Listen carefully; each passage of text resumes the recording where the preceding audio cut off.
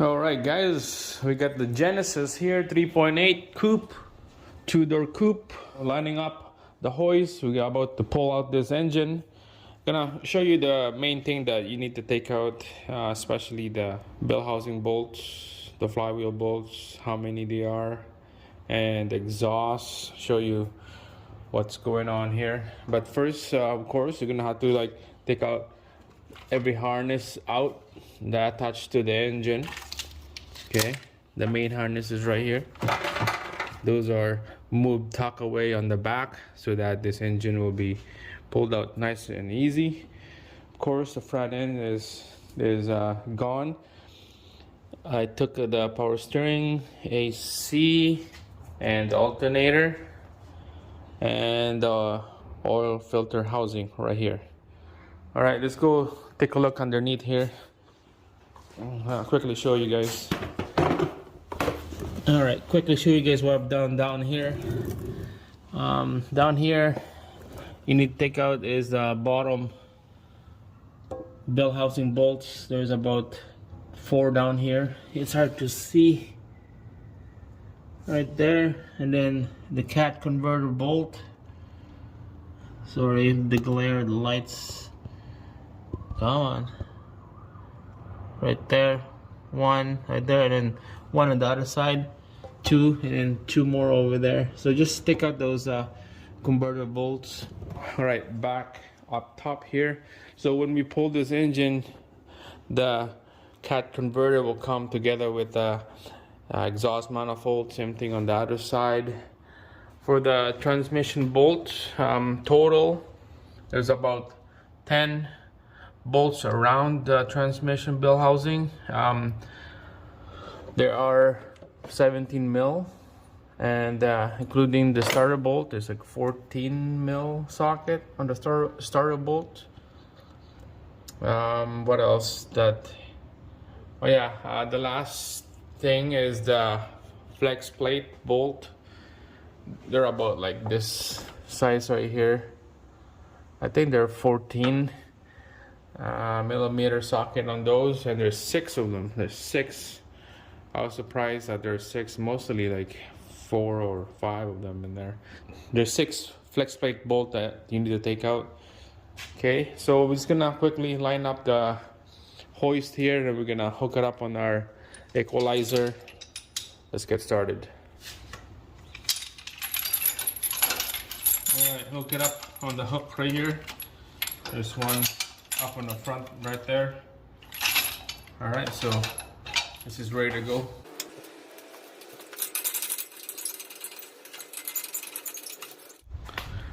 All right guys, when you guys do this stuff, make sure to watch the boom. It barely hit the light.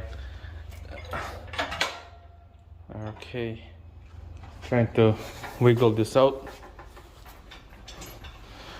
I think we're gonna have to take half of this off here, so it's really low, because the engine mount right there needs to be lower than the bracket mount right there. Same thing on the other side.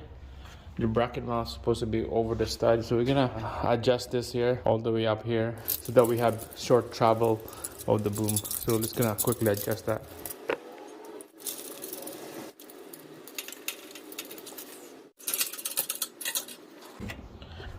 All right, here we go. Let's see if this thing will come out. Just a little bit up high, and then we're just gonna pull this hoist back. Let's see if it wiggle up. Has to be, the stud has to be underneath the bracket. Okay, so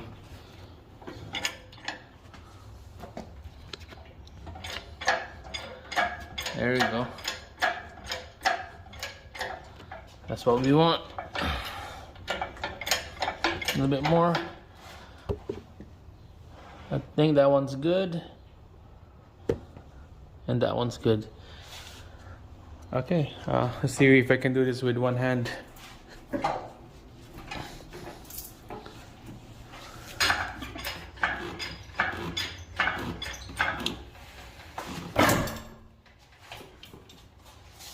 Oh. All right, it's not budging out. Alright, so the transmission just dropped by pulling that engine out. We're gonna put a jack stand underneath the transmission here. You can see right there. We'll put a jack stand so it's nice and straight, nice and even. Then the good news is the engine is disconnected from the transmission now. Alright, I'm just gonna jack up the transmission here so it's nice and even to the bell housing of the engine. Alright, let's gonna leave it like that, okay? Now the transmission is not hanging down on that sway bar. It's just gonna be sitting on that floor jack. And down here, the good news is the cat converter is out of the pipe. Same thing on the other side. It's a little tight right here, so nothing that's gonna hit down here. We're just gonna keep pulling it out and see how it goes. Keep an eye on this side right here because it might have some harness or hoses that you forgot to disconnect. So just keep an eye, inch by inch, keep checking the back.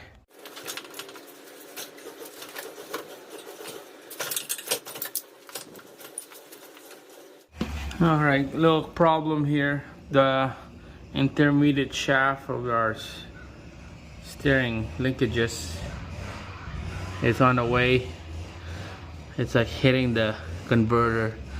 So we're gonna have to move the engine more on this side. We see if we could pass the intermediate shaft. Let's see how it goes. So we're gonna have to take out this intermediate shaft. There's a bolt right there. The bolt is facing down, so I have to go underneath the vehicle, and I had to put a 12mm socket on there and then take that bolt out, and then we'll just slide the intermediate shaft off the steering rack. And then make sure you have to lock your steering wheel. You got a rope right there. It's not gonna move anywhere. It's not gonna spin on us when the intermediate shaft is out. So it's gonna quickly go down there and take this thing out. All right, we got underneath the vehicle here. We got the 12mm with a long extension. This is the bolt right there I'm talking about. I spray penetrating fluid on that bolt already, so hopefully this should be easy to take out. There we go. We're gonna be reusing this bolt next time when we install it back. Okay, don't lose that bolt.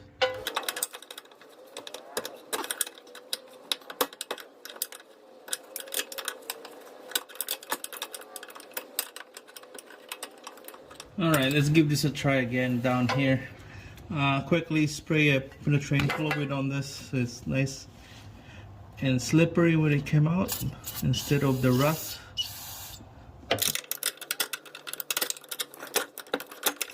So I'm just gonna use this long pry bar here and then hit it with a hammer.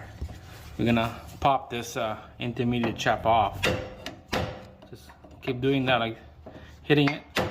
Not too hard, just give it a little tap. There you go, just like that, guys. Look at that. It's out, it's loose. We could probably pull this thing out of here, out of the way.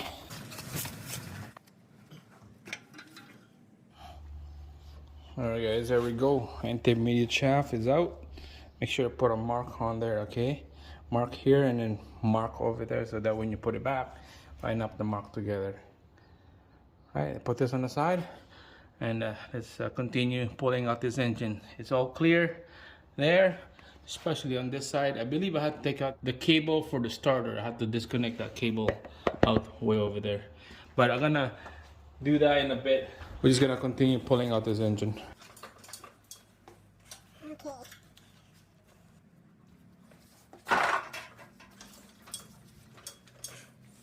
I think the bell housing is hitting the bottom frame right over there. Just gonna have to jack up more. All right, let's tilt this engine forward. Let's see if this help out the problem here. because it's hitting the bottom bell housing.